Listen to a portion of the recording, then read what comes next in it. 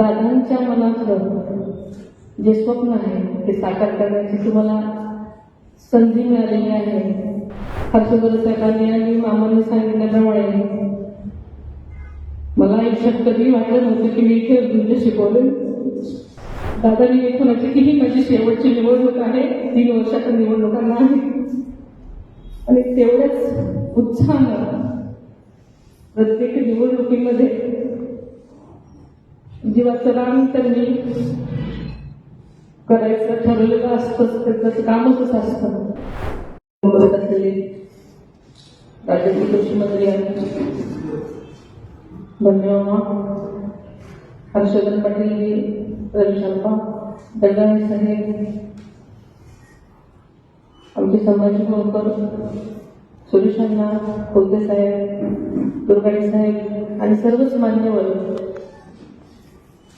आणि आपण सगळे सिंगापूरचे सन्माननीय आदिवासी सदस्य आणि बंधू, सर्वप्रथम मी पंचायत समिती आणि जिल्हा परिषद मध्ये इंदापूर तालुक्याने संबंध पूर्णच्या पूर्ण सीट जिंकून जो विक्रम केला आहे त्याबद्दल मी तुम्हा सर्वांचं आणि सगळ्याच नेते मंडळी, कार्यकर्ते आणि जनता त्यांचे मी मनापासून आभार मानते.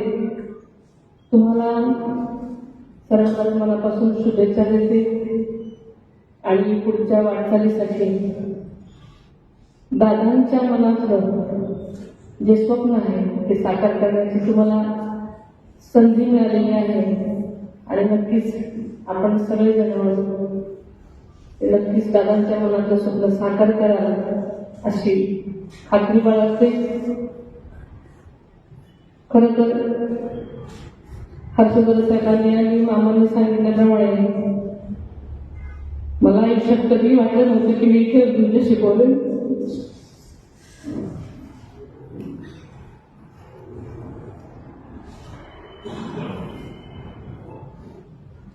दादांनी इथून होण्याची की ही माझी शेवटची निवडणूक आहे, 3 वर्षाच्या निवडणुकांना आहे आणि तेवढ्याच उत्साहानं प्रत्येक निवडणुकीमध्ये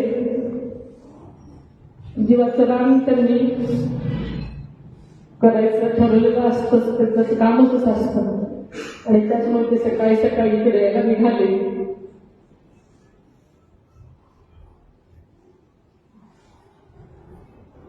एका क्षणात आपण सगळे पोरके झालो, पण दादांचं हे काम आणि काम हेच एक ध्येय असल्यामुळे दादांना आवडणाऱ्या गोष्टीच आपण सगळ्यांनी केल्या पाहिजे.